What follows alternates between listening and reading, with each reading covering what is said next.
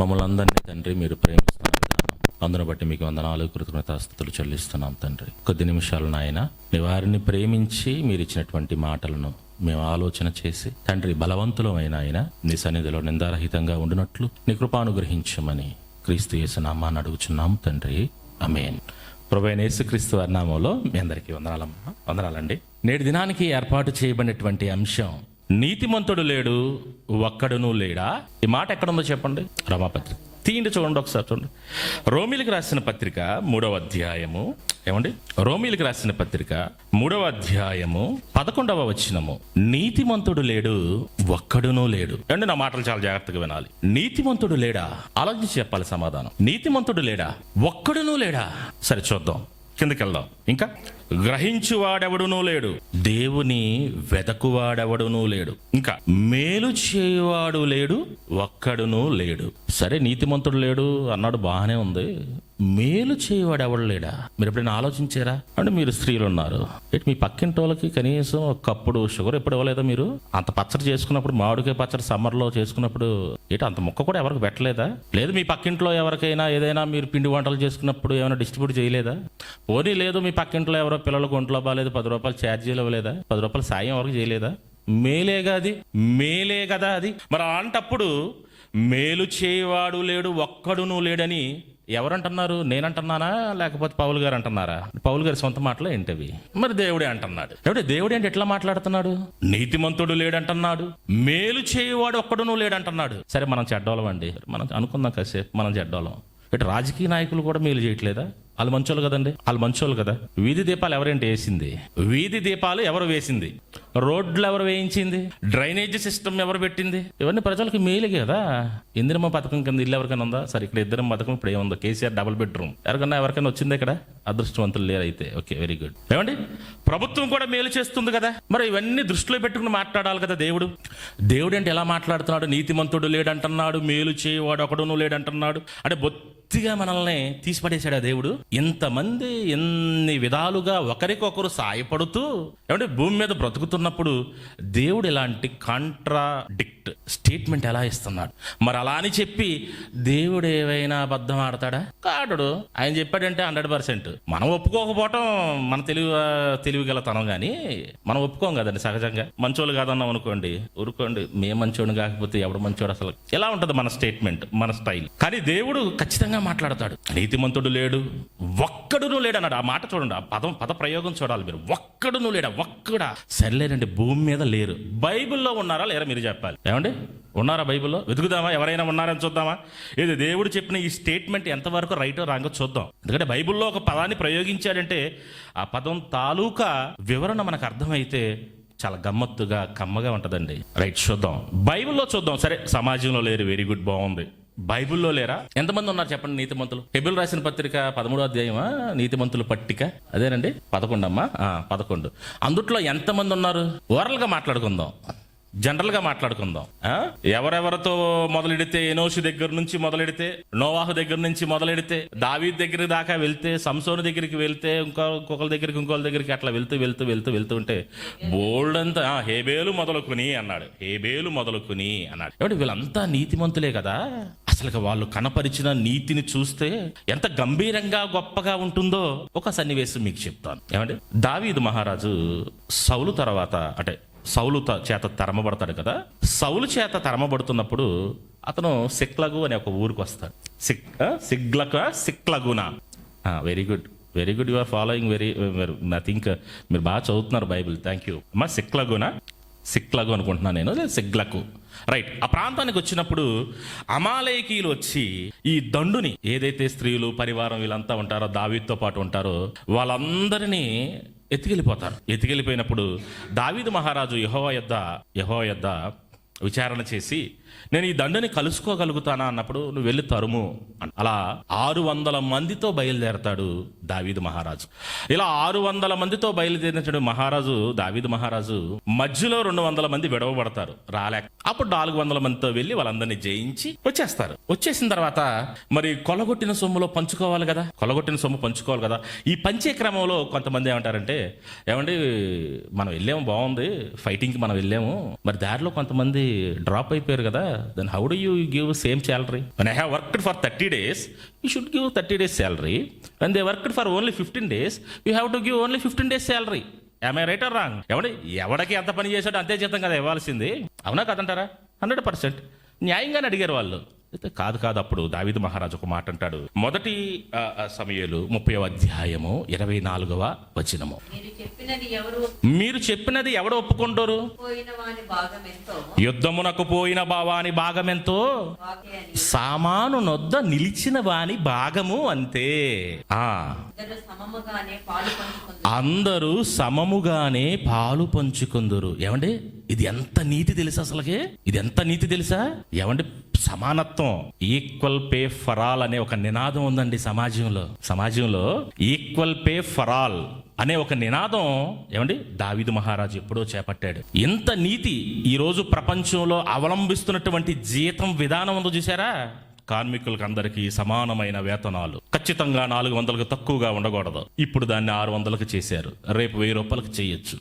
Minimum wages act అంటారు తెలుసా? ఏమండి అంటే కొంచెం నేను మరి ఉద్యోగం చేస్తున్నాను కాబట్టి ఆ భాషలో కొంచెం చెప్తాను, మీకు అర్థం అవుతుందో అర్థం అవ్వట్లేదు. Right, are you following? అంటే మీరు ఫాలో అవుతున్నారా? Very good.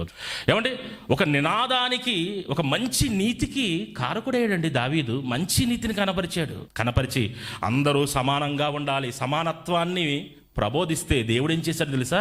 దానిని కట్టడగా పెట్టాడండి.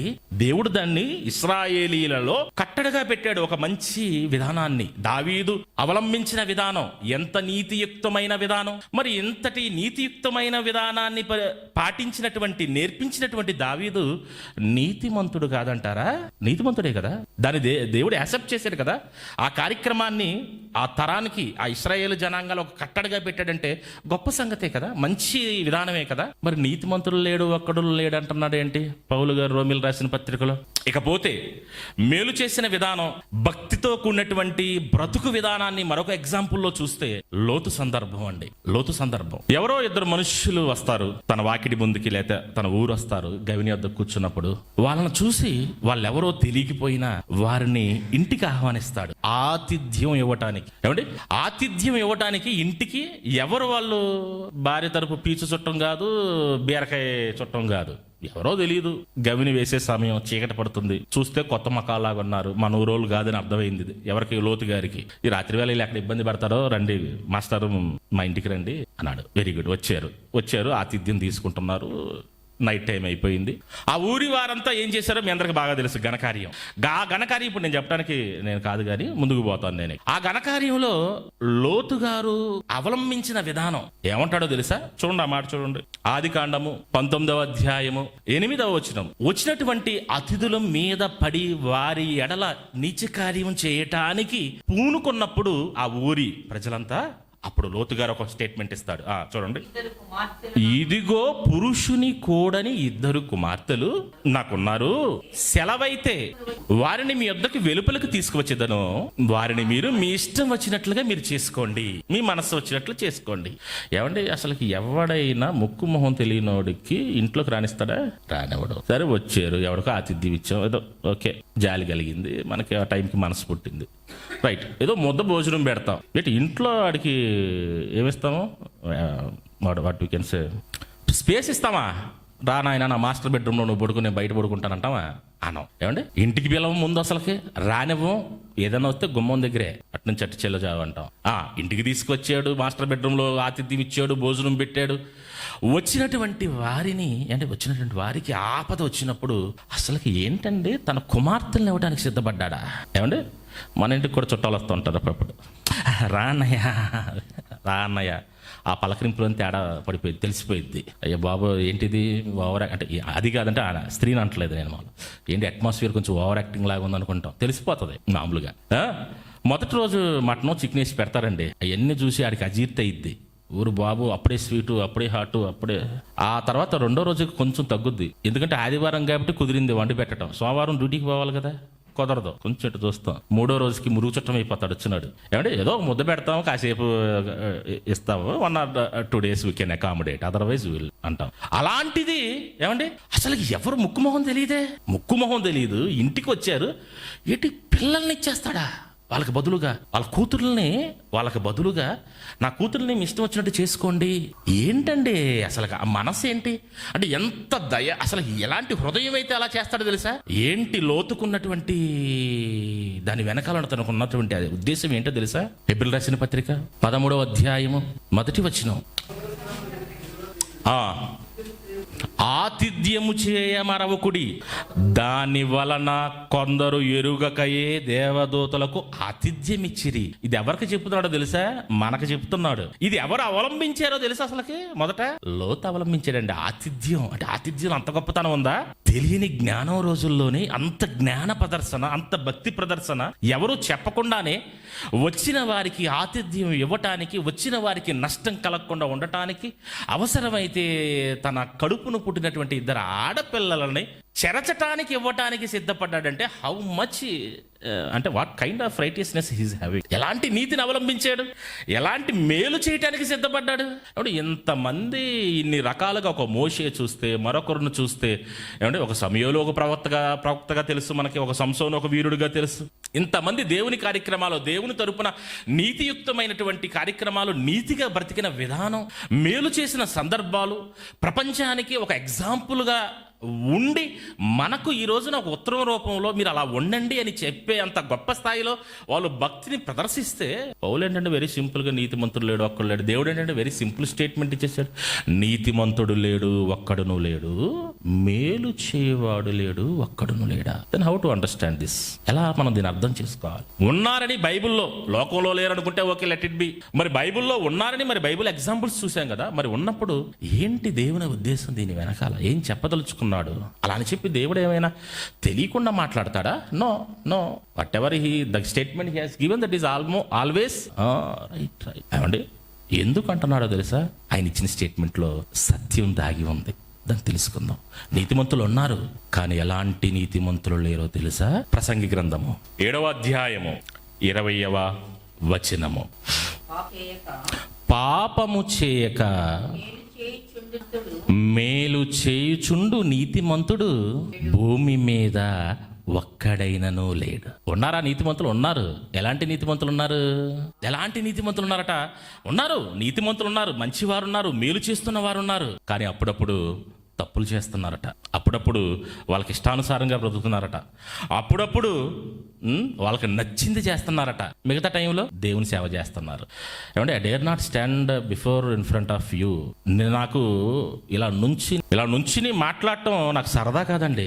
ఎందుకంటే చెప్పేదానికి మనిషి కట్టుబడి ఉండాలి కదా. మనం ఏం మాట్లాడుతున్నామో దాని కొరకు నిలబడాలి కదా. అది ఎక్కడ తప్పిపోతాం అని చెప్పి చాలా మదన పడుతూ భయపడుతూ ఉంటారండి. అందుకని స్టేజ్ లెక్కన తొందరపడి, ఏమండి, ఒక అబ్రహాము నీతిమంతుడు, దావీదు గారు నీతిమంతుడు, ఒక సమూయేలు నీతిమంతుడు, ఒక మోషే నీతిమంతుడు మేలు చేశారు. కానీ వాటితో పాటు అబ్రహాం గారు ఏం చేశారు? నేను ఎత్తను, నాకు అంత అర్హత లేదు, మీకు తెలుసు. లోతు గారు కూడా ఎలాంటి పొరపాటు జరిగిందో మీకు తెలుసు. దావీదు గారు ఎలాంటి పొరపాట్లు చేశారో మీకు తెలుసు. కాబట్టి చెబుతున్నాడు, నీతిమంతుడు లేడు ఒక్కడును లేడు అన్న దేవుని స్టేట్మెంట్ 100% రైట్, ఎక్సెప్ట్ ఒక క్లాస్ పక్కన పెడితే, ఏమండి, పాపము చేయక మేలు చేయుచుండు నీతిమంతుడు లేడు. కానీ ఒకరున్నారండి, ఒకే ఒక్కడున్నాడు అలాంటి ఆయన పాపం చేయలేదు, పైగా మేలు చేశాడు, పైగా నీతిని అవలంబించాడు, పాపం మాత్రం చేయలేదు. ఒకే ఒక్కడు, ప్రభు అయిన యేసుక్రీస్తు వారు తప్ప. ఒకే ఒక్కడు, ప్రభు అయిన యేసుక్రీస్తు వారు. చూడండి, ఇంతకీ యేసుక్రీస్తు వారు మేలు చేశారా? అపోస్తుల కార్యములు 10వ అధ్యాయం 38వ వచనం.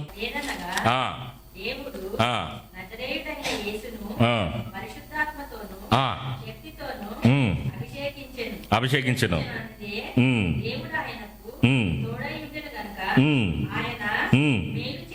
ఆయన మేలు చేయుచు అన్నాడు. చాలండి.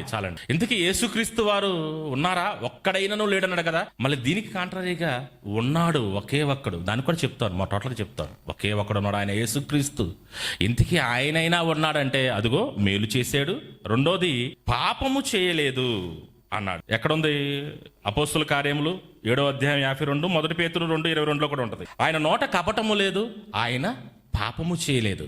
ఏమండి, మరి ఎందుకని పౌలు గారు ఇలా రాస్తున్నాడు? మరి యేసు ప్రభు ఉన్నారు కదా, సరే, రైట్.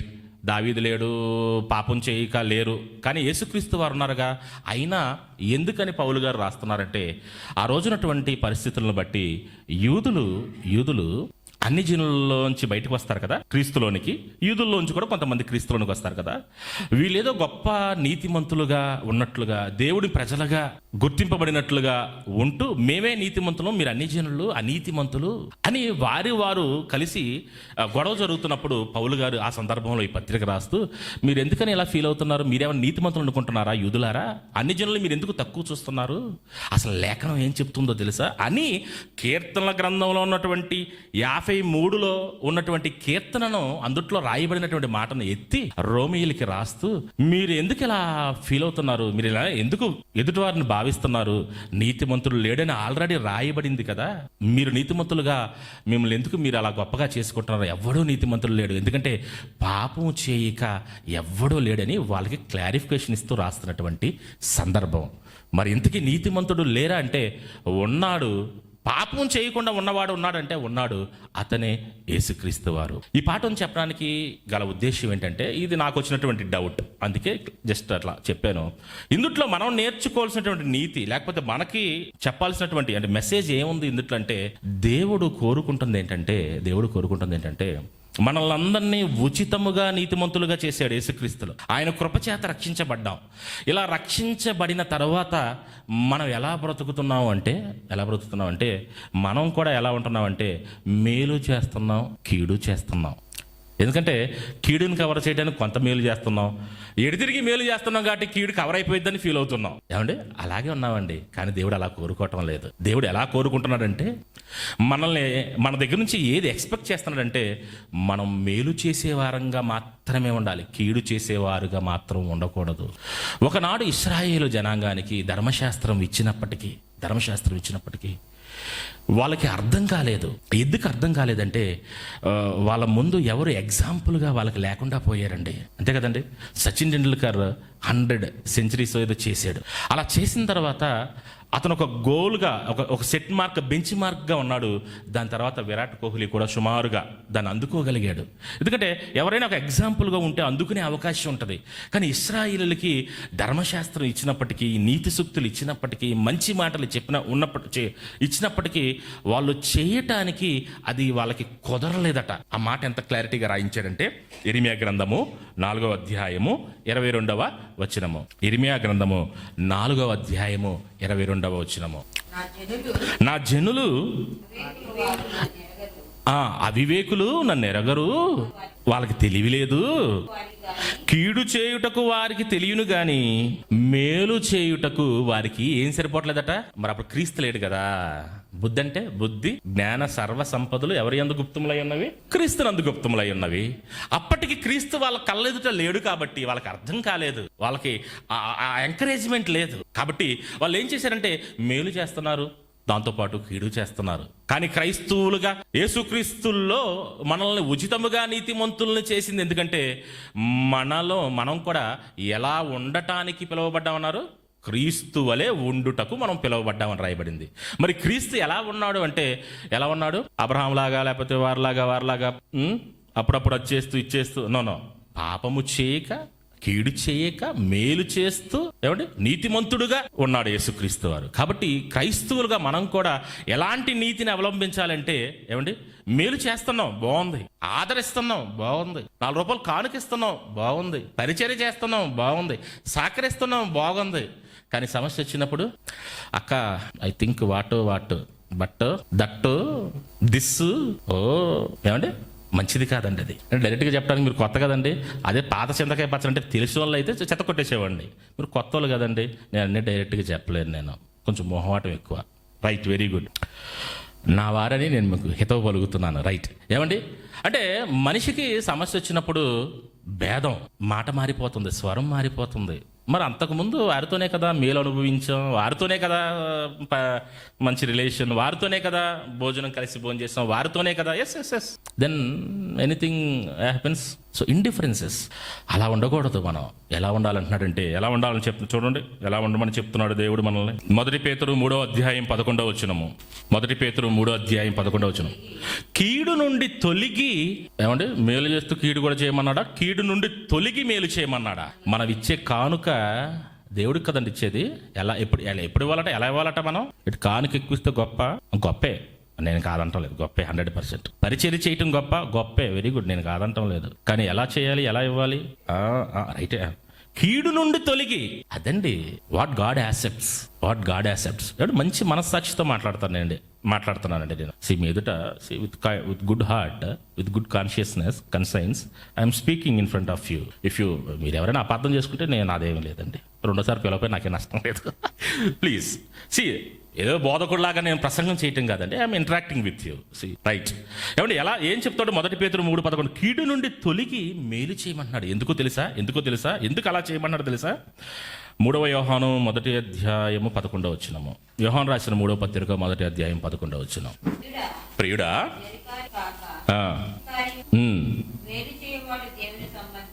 మేలు చేయవాడు దేవుని సంబంధి. ఏమండి, మేలు చేయవాడు దేవుని సంబంధి. ఎందుకండి దేవుడు కీడు నుంచి తొలగమంటున్నాడు, కీడు చేయొద్దంటున్నాడు, కీడు నుంచి తొలగి మేలు చేయమన్నాడు? ఎందుకంటే ఒక మాట యేసుక్రీస్తు వారు తండ్రి అయిన దేవుని గురించి లోకాసు వార్త 6వ అధ్యాయంలో చెప్పాడు. ఆయన ఎలాంటి వాడంటే, దేవుని లక్షణం ఎలాంటిదంటే కేవలం మంచి వారికి మాత్రమే మంచి చేసేవాడు కాదు, చెడ్డవారికి సైతం కూడా ఆయన ఎలాంటి వాడట? మేలు చేసేవాడు. ఆయన కేవలం నీతిమంతుల మీదనే తన సూర్యుని ఉదయింపజేస్తున్నాడా? ఆ నీతిమంతుల మీదను కూడా కదా. అలాగే మంచివారి మీద, నీతిమంతులకే వర్షాన్ని కురిపిస్తున్నాడా? లేదా చెడ్డవారికి కూడా ఆయన తన వర్షాన్ని ఇస్తున్నాడు కదా. మీరు కూడా, అక్కడ ఒక మాట ఉంటుందండి 33లో చూడండి, మీరు మీ తండ్రికి కుమారులు అగునట్లు. చదవండి దయచేసి.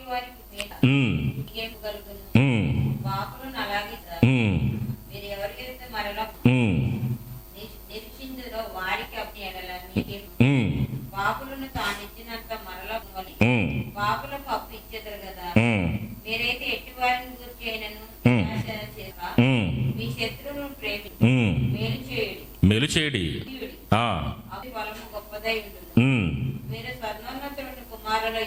మీరు సర్వోన్నతుని కుమారులై యుందురు అన్నాడు. ఎప్పుడవుతారట సర్వోన్నతుని కుమారులు? మేలు చేసేవాళ్ళు కాదు సర్వోన్నతుని కుమారులు. మరలా పొరపాటు కీడు చేసిన వారికి కూడా మేలు చేసినప్పుడు. అదండి నా పాయింట్ చెప్పడానికి, నా జస్టిఫికేషన్ ఇవ్వాలి కదా నేను. అంటే మనం ఎలా కన్ఫ్యూజన్లో ఉన్నామంటే, మేలు చేస్తున్నాం కదా, మేలు చేస్తాం అందరూ చేస్తారు. మీరేంటి మనమేంటి? ఏమండి, మీరేంటి మనమేంటి? భక్తి పరులు అనుకోబాకండి మనం ఎవరో.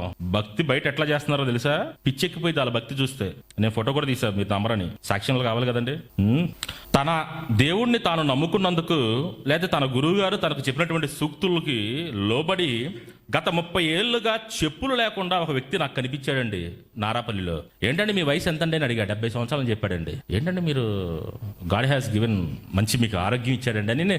నేనే మన ఎట్టంటే వాళ్ళం ఏదో ఒక విధంగా ఎవరికొకరికి ఏదో స్వార్థ చెప్పాలి, మన కంగారు మంది. ఆయన ఏమంటే మీకు వయసు, నేను పెద్దవాళ్ళు ఎవరు కనిపించిన వయసు అడుగుతాను ఫస్ట్. ఆయన వయసు కనపడగానే, ఏమండి మీ వయసు ఎంత అంటే 70 ఏళ్ళు అన్నాడు. నుంచుని టీ పెడుతున్నారు, రోజంతా పనిచేస్తారు, మీకు చాలా బలం ఇచ్చాడండి దేవుడు, మంచి ఆయుష్ ఇచ్చాడు అనగానే అతను నాకు స్వార్థ చెప్తున్నాడు. మా గురువు గారు ఉన్నారు, ఆ గురువు గారు నాకు ఎన్ని చెప్పాడు సూత్రాలు. ఉదయాన్నే 4:30 లేస్తాను అని చెప్పి ఆరోగ్య సూత్రాలని చెప్పినాడు. చెబుతూ ఆయన ఒక మాట చెప్పాడు. ఏంటంటే, నేను చెప్పులు లేకుండా గత 30 నుంచి 40 సంవత్సరాల నుంచి చెప్పులు లేకుండా నేను నా జీవనాన్ని కొనసాగిస్తున్నాను. అది కూడా నా ఆరోగ్యానికి ఒక సూత్రం లాంటిది, పనిచేసింది అని చెప్తున్నాడు. ఏమండి, ఎవడో అసలుకి దానివల్ల ప్రయోజనం ఏంటో, పరలోకం వచ్చిందో రాదో, అది భూమి మీద వరకే అని తెలుసో తెలియదో, కానీ గుడ్డిగా చెప్పి చెప్పులు లేకుండా 30-40 ఏళ్ళ నుంచి బతికేస్తున్నాడు. మరి మనకి వాక్యాలు తెలుసు, దేవుడు తెలుసు, యేసుక్రీస్తు తెలుసు, క్రైస్తవులుగా పిలవబడుతూ ఉంటాం. మరి మన సంగతి అంతకన్నా గొప్ప భక్తి చేయాలి 100%. am I right or wrong? Photo తీసాను, మళ్ళీ తర్వాత చూపిస్తానండి. Right, okay.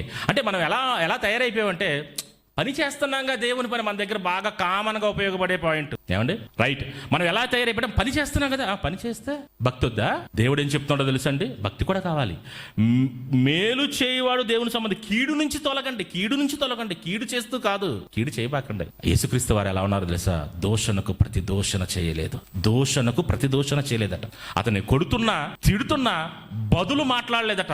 అలా మాట్లాడితే ఆయన కూడా పాపం చేసిన వాడైపోతాడు. మాట్లాడితే చాలు, ఏమనక్కర్లేదు, తిట్టక్కర్లేదు. బదులు మాట్లాడినా ఎందుకు నన్ను హింసించుతున్నారు అని గట్టిగా మాట్లాడినా కూడా తేడా పడిపోయింది, పాపం కిందకు వచ్చేస్తుంది. ఎందుకని ఆయనకి చెప్పాడు నువ్వేం మాట్లాడాలి ఏం మాట్లాడకూడదు అన్ని రాసి పంపించాడుగా. మనకి రూల్ తెలుసుగా, రూల్ పొజిషన్ తెలుసుగా, ఆజ్ఞాతిక్రమమే పాపం. యేసుక్రీస్తు వారు ఆ డైలాగ్ చెప్పలేదు అనుకోండి, అయిపోయింది ఆజ్ఞాతిక్రమం. అంటే ఎంత జాగ్రత్తగా ఉన్నారు ఆయన అంటే ఒక మనిషి గురించి కనీసం చెడు మాట్లాడుద్దాం మనం? నో.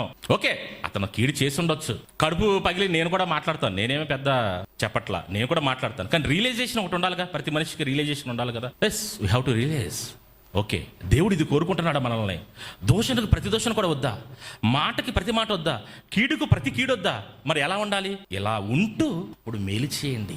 అలా చేస్తే చూడండి, కీర్తనల గ్రంథం 37:27, కీర్తనల గ్రంథం 37:27, కీడు చేయుట మాని మేలు చేయమా. చేస్తే ఏమవుతుంది ప్రభువా? ఏమవుతుంది ప్రభు అలా చేస్తే? ఎక్కడ? భూమి మీద, పరలోకంలో. ఎక్కడ? భూమి మీద నిలబడం కదా, అయిపోయింది. నాకు 40 వచ్చినాయి, అయిపోయింది. ఇంక 20 టప్ వెళ్ళిపోతాను నేను, మీరు కూడా వెళ్ళిపోతారు. 100% తిరగలేదు అందుట్లో. ఎక్కడ నిలుస్తాం?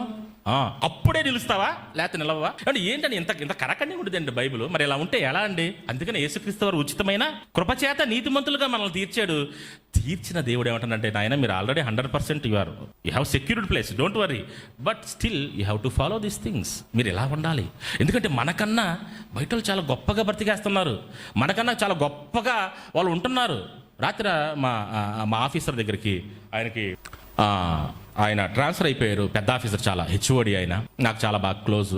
ఆయనకి సెండ్ ఆఫ్ ఇవ్వడానికి నేను మా మిస్సెస్ వెళ్తే మళ్ళీ సేమ్ అదే, మనం ఎక్కడికి వెళ్ళినా సువార్త చెప్పడానికి ప్రయత్నం చేస్తాక ఆయన నాకు సువార్త చెప్తున్నాను. మరలా of course he's very good man, చాలా మంచి వ్యక్తి, చాలా తగ్గింపు స్వభావం, అతని నుంచి చాలా నేర్చుకోవాలి మనం. అంత పెద్ద ఆఫీసర్ అయినప్పటికి కూడా వాళ్ళ ఇంట్లో పెద్ద మంచం లేదు, పెద్ద బీరువా లేదు, పెద్ద సోఫా సెట్ లేదు. నేను ఆయన కింద సబార్డినేట్ని, నార్మల్ ఎంప్లాయీ, నాకు కారు ఉంది, ఇల్లు ఉంది, సోఫా సెట్ ఉంది, అన్నీ ఉన్నాయి. అవన్నీ మేము చూస్తూనే ఉన్నాం. ఆయన సంగతి మాకు తెలుసు. ఆయన ఏమన్నాడో తెలుసండి, ఐఎమ్ ఫాలోయింగ్ దిస్ థింగ్ అని. ఆయన ఒక పండరీపుర అంట, మహారాష్ట్ర ఆయన యాక్చువల్గా. పండరీపుర అంట, మరి అది దేవుడో ఊరో ఏదో. భజన చేస్తూ, తంబూరా వాయిస్తూ భజన చేస్తూ ఊరూరా తిరుక్కుంటూ మంచి మాటలు చెప్పుకుంటూ మనుషులంతా ఒక్కటే, హ్యుమానిటీ సమానత్వం అని చెప్పి తిరుగుతారట. దాంట్లో ఈయన సంఘ సభ్యుడట. ప్రతి సంవత్సరం 12 రోజులు లీవ్ పెట్టి ఆయన వెళ్తాడట. ఓన్లీ తెల్ల చొక్కా, తెల్ల ప్యాంట్ వేసుకుంటాడట, నెత్తి మీద తెల్ల టోపీ పెట్టుకుంటాడట. చెక్క భజన చేసుకుంటూ వాళ్ళకి తెలిసినటువంటి నీతిని మంచిని చెప్పుకుంటూ పోతున్నారట. ఏమండి, ఒక అతను of course you don't know and grade, ఆయన గ్రేడ్ ఎంత తెలుసా? క్యాబినెట్ ర్యాంక్ అండి. ఆయన గ్రేడ్ క్యాబినెట్ ర్యాంక్ ఆయన, స్టేట్ గవర్నమెంట్తో పోలిస్తే. అంటే అతను అంత తగ్గింపు స్థాయా ఏంటి అంటే, వాళ్ళందరూ చూసినప్పుడు క్రైస్తవులుగా, అరే we are not up to the mark. That's why of course we are saved in Christ Jesus. We are saved freely, not because of our deeds, but still God is అంటే అతనికి ఉన్నటువంటి, దేవునికి ఉన్నటువంటి ఆలోచన ఏంటంటే, నా పిల్లలు కదా ఇవన్నీ చూపించాల్సింది ప్రపంచానికి. ఎవడో చూపించేస్తుంటే, నా కడుపును పుట్టిన పిల్లలు కదా ఫస్ట్ ర్యాంక్ రావాల్సింది, ఉద్యోగం రావాల్సింది, కారు కొనుక్కోవాల్సింది, బంగళా కొనుక్కోవాల్సింది, సంతోషంగా ఉండాల్సింది, అందంగా ఉండాల్సింది, హ్యాపీగా ఉండాల్సింది. పక్కన వాళ్ళ పిల్లలు ఉన్నారనుకోండి, ఇవన్నీ ఖచ్చితంగా ప్రతి తల్లికి తండ్రికి కడుపు అంటే బాధ ఉంటుంది, జలస్ ఉంటుంది. ఉండదని చెప్పాకండి. నా పిల్లలు ఉంటే బాగుండు కదా. దేవుడికి ఆ పరిస్థితి రాకూడదండి. అందుకనే ఏమన్నా, కీడు చేయుట మాని మేలు చేయము, అప్పుడు నీవు నిత్యము నిలుచుదువు. ఎందుకంటే మేలు చేయువారు, యోహాను సువార్త 5వ అధ్యాయం 29వ వచనం, యోహాను సువార్త 5వ అధ్యాయం 29వ వచనం, మేలు చేసిన వారు జీవ పునరుద్ధానమునకు. ఏమండి, ఎవరు వెళ్తారట? మేలు చేసిన వారు. ఎలాంటి మేలు? కీడు చేయకుండా, దోషణకు బదులు కాకుండా, చేసిన దాన్ని ఓకే మనిషిగా ఒక పీరియడ్ ఉంటుందండి, ఒక మెచ్యూరిటీ వచ్చేంత వరకు కొంత మనం అలా చేస్తాం. వాక్యపు గ్రహింపు రానంత కాలం, తెలియనంత కాలం, రియలైజేషన్ లేనంత కాలం, yes I too have behaved, nothing wrong in that. తెలియనంత కాలం కొంత చేస్తాం మనం. బట్ స్టిల్ వయసు పెరుగుతున్న కొలది, వయసు మీద పడుతున్న కొలది ఒక మెచ్యూరిటీ వస్తుందండి. ఆ మెచ్యూరిటీ వచ్చినప్పుడైనా మనం we have to recognise, we have to understand that God is wishing from us this thing. God దేవుడు ఇలా కోరుకుంటున్నాడు మనల్ని. ఎలా కోరుకుంటున్నాడు అంటే, మేలు చేయాలి 100%, కానీ కీడు కూడా చేయకుండా ఉండాలి. అది ఏ టైప్ ఆఫ్ థింగ్ అయినా, అది వ్యక్తిగతందైనా, సామాజికందైనా, స్పిరిచువల్ థింగ్ అయినా, చర్చికి సంబంధించిందైనా, బయటకు సంబంధించిందైనా, మనల్ని చూసినప్పుడు ఈడెవడో తేడాగా ఉన్నాడు, వీడు అబద్ధం ఆడ్డండి, వీళ్ళు ఎంత చెప్పినండి వీళ్ళు లంచం తీసుకోరండి, వీళ్ళు ఎంత చేసినండి, అతను ఆ మాట అంటే మాటేనండి, అతను అలా మాట్లాడండి, సమస్య లేదండి, మీరు వెళ్ళినా వేస్ట్ అండి అతను అట్లా. ఇలాంటి జడ్జిమెంట్ మన దగ్గర నుంచి రావాలండి. క్రైస్తవులుగా మన దగ్గరికి వచ్చేవాళ్ళు చూసి మనల్ని గురించి అలా చెప్పగలగాలి. సో కాబట్టి ప్రియమైన వారలారా, నీతిమంతుడు లేడు, ఒక్కడునూ లేడంటే ఉన్నారు, కానీ పాపం చేయకుండా ఉన్నవారు లేరు. అలాంటి నీతిని అవలంబించవలసిన వారుగా ఉన్నవారు క్రైస్తవులు. అదే కదా, ధర్మశాస్త్రము నీతి కంటేను, శాస్త్రాల నీతి కంటేను, పరిశీలన నీతి కంటేను మీ నీతి ఏం కాకూడదు, అవ్వాలి. తక్కువైతే అదనమాట, తక్కువైతే అంటే కోరుకుంటున్నాడా దేవుడు? అంతకన్నా అవలంబించవలసిన వారంగా ఉన్నావా? మరి వారికి ఎందుకు కుదరలేదు అంటే వాళ్ళకి యేసుక్రీస్తు వారు మాదిరిగా లేరు, అంటే లేరు, ఆ పీరియడ్లో లేరు. మనకి అవకాశం ఉందా? 100% అవకాశం ఉంది కాబట్టి చెబుతున్నాడు. We can be clean, we can be ఏమంటే తప్పు చేయకుండా ఉండగలిగే అవకాశం ఉందంటే 100% ఉంది. 100కు 100 ఉండలేకపోవచ్చు, కనీసం 35 మార్కులన్నా సంపాదించాలి కదా, 35 వాటిల్లో ఉండగలగాలి కదా. Right, very good. కాబట్టి నేను హితవు పలకట్లేదు కానీ వాక్యాన్నే ప్రబోధిస్తున్నాను. ఆ వాక్యం నాకు కూడా అని తెలిసి ప్రబోధిస్తున్నాను.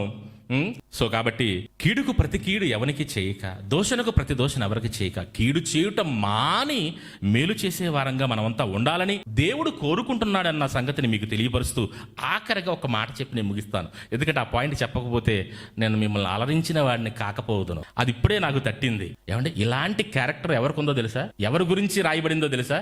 ఎవరి గురించి ఒక సాక్ష్యం చెప్పాడో తెలుసా? స్త్రీల గురించి చెప్పాడండి. మీకే అవకాశం ఎక్కువ ఉందట. ఇది అంటే అవకాశం ఉందంటే మీ గురించి రాశారు కాబట్టి నేను చెప్తున్నాను. ఇక్కడ స్త్రీలు ఎక్కువ ఉన్నారు కాబట్టి మీకోసం నేను ఆ మాట నేను చెప్తాను. సామెతల గ్రంథము 31:12. ఇలాంటి వారు ఉంటారా? ఇది సాధ్యమా అంటే అసలు వైఫ్ అంటే అందరికీ చాలా కష్టం, నైఫ్ లాంటిదని చాలా మంది ఫీల్ అవుతూ ఉంటారు. కానీ స్త్రీ గురించి ఎంత గొప్పగా దేవుడు రాయించాడంటే చూడండి.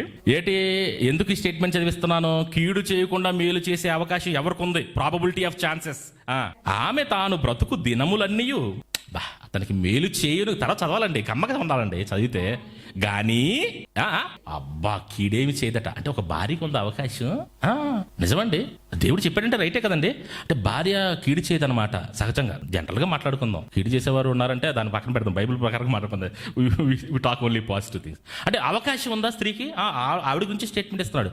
అంటే తన కుటుంబంలో తన కుటుంబం ఎదుగుదలకి, లేకపోతే తన భర్త ఔన్నత్యానికి, లేకపోతే తన కుటుంబం కట్టబట్టడానికి మేలు చేసే లక్షణం పురుషుడికి ఉందని అట్లా చెప్పలేదు, కానీ స్త్రీకి ఉందట. అంటే నేను ఇచ్చినటువంటి ఈ స్టేట్మెంట్ అంటే నీతిమంతుడు లేడు, ఒక్కలేడు, మేలు చేసేవాడు లేడు, కీడు చేస్తూ మేలు చేసేవాళ్ళు ఉన్నారు తప్ప కీడు చేయకుండా మేలు చేసేవాళ్ళు లేరని మాట్లాడుకుంటే ఒక స్త్రీకి అవకాశం ఉంది, ఆ స్త్రీ ఉండగలుగుతుందని రాయేసాడంటే ఎంత ఆపర్చునిటీ. సో దాన్ని సద్వినియోగపరచుకోవాలి. అంటే అవకాశం ఉందంటే 100% అవకాశం ఉంది. దట్ టు ఎస్పెషల్లీ ఎవరికి ఉంది? స్త్రీలకు ఉంది. So that is the greatness that God has given to you souls. Oh thank you. So I think మీకు అర్థమైంది అనుకుంటున్నాను. నేను ఏది కన్వే చేయాలనుకున్నాను మీకు అర్థమైంది అనుకుంటున్నాను. Only very simple line. ఖచ్చితంగా ప్రతి మనిషి బలహీనుడే 100%. During emotions we might have do something, nothing wrong in that. See, it is a part and parcel of our life. But still there is a chance to live like this.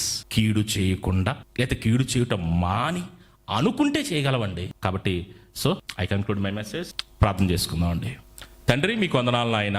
తండ్రి మీరు మమ్మల్ని ప్రేమిస్తున్నారు నాయన, అందుకే మాకు చెప్తున్నారు తండ్రి ప్రియులైన పిల్లల వలె మిమ్మల్ని సంతోషపెట్టే వారంగా ప్రభు అయిన యేసుక్రీస్తు వారి వలె అన్ని విషయాల్లో నాయన మిమ్మల్ని సంతోషపెట్టి తండ్రి మీరు అనుకున్నట్లుగా బ్రతికి కీడు చేయటం మాని తండ్రి ఎల్లప్పుడూ మేలు చేసేవారుగా ఈ ఇతరులకు, శత్రువులకు, కాని వారికి, అయిన వారికి, మా యొద్దకు వచ్చిన వారందరికీ సాధ్యమైనంత వరకు మేము మేలే చేసేవారుగా ఉండునట్లుగా తండ్రి మాకు మంచి మనస్సాక్షిని అనుగ్రహించండి తండ్రి మీకు వందనాలు, కృతజ్ఞతాస్తుతులు చెల్లిస్తున్నాను నాయన. తండ్రి మంచి అవకాశాన్ని మాకు అనుగ్రహించండి, మంచి దినాలను మాకు అనుగ్రహించండి తండ్రి. మాకు ఆపర్చునిటీస్ ఇవ్వండి తండ్రి, మాకు బోధించండి, తెలియపరచండి తండ్రి, నేర్చుకునే అవకాశం అనుగ్రహించండి తండ్రి. నాయన చిన్న పిల్లల వలె నీ సన్నిధిలో మేము ఉంటున్నావు తండ్రి.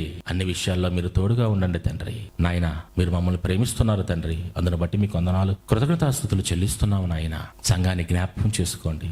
సహోదరులు వెంకట్ గారు ఎంతో ప్రయాసతో నాయన నీ వారికి సువార్త ప్రకటించాలని, మేలు చేయాలని నాయన వారి క్రియలను బట్టి, వారి ప్రోగ్రెస్ని బట్టి చూస్తే నాయన వారి ఆసక్తి, వారి నిరీక్షణ, వారి సంకల్పం ప్రభువైన యేసుక్రీస్తు వారి సంకల్పానుసారంగానే ఉందని మేము గ్రహించి మేము ఎంతో సంతోషిస్తున్నాం తండ్రి. నాయన ఏదేమైనానో తండ్రి నడిపించండి, బలపరచండి, అనేకులకు దీవెనకరంగా వారిని, వారి కుటుంబాన్ని ఉంచండి. అలాగే వారికి సహకరిస్తున్నటువంటి సహోదరులందరిని బట్టి, అలాగే తిరుమలదేవి గారి అక్కని బట్టి, అలాగే అప్పారావు గారిని బట్టి, సహోదరులను బట్టి నాయన, అలాగే సంఘాన్ని బట్టి మీకు వందనాలు, కృతజ్ఞతాస్తుతులు చెల్లిస్తున్నాను నాయన. నీ కొరకు ప్రయాసపడుచుండగా తండ్రి మీ మార్గంలో వారికి సరళం చేయండి తండ్రి. మంచి అవకాశం వారికి ఇచ్చారు తండ్రి. వారందరూ ఐక్యతతో నిండు మనస్సుతో నీ సన్నిధిలో నిందారహితులుగా ఉంటూ నాయన మేలు చేస్తూ నాయన అనేకుల్ని దీవెనకరంగా వారి జీవితాలు ఉండినట్లుగా నాయన నీ కృపను అనుగ్రహించమని వేడుకొనుచున్నాము. అలాగే సహోదరులు ముని గారిని బట్టి మీకు వందనాలు, కృతజ్ఞతాస్తుతులు చెల్లిస్తున్నాం తండ్రి. ఇంకా నువ్వు అనేక ప్రాంతాలకు మేము వెళ్ళి నీ మాటలు చెప్పు రీతిగా మాకు అవకాశం అనుగ్రహించమని ఎన్నికలేని నన్ను కూడా నీ పాద సన్నిధి సమర్పించుకుంటూ యవనస్తులను బట్టి మీకు వందనాలు, కృతజ్ఞతాస్తుతులు చెల్లించుకుంటూ తండ్రి మీకే వందనాలు, కృతజ్ఞతాస్తుతులు చెల్లించుకుంటూ క్రీస్తు యేసు నామాన్ని అడుగుచున్నాము తండ్రి. ఆమేన్. వందనాలండి.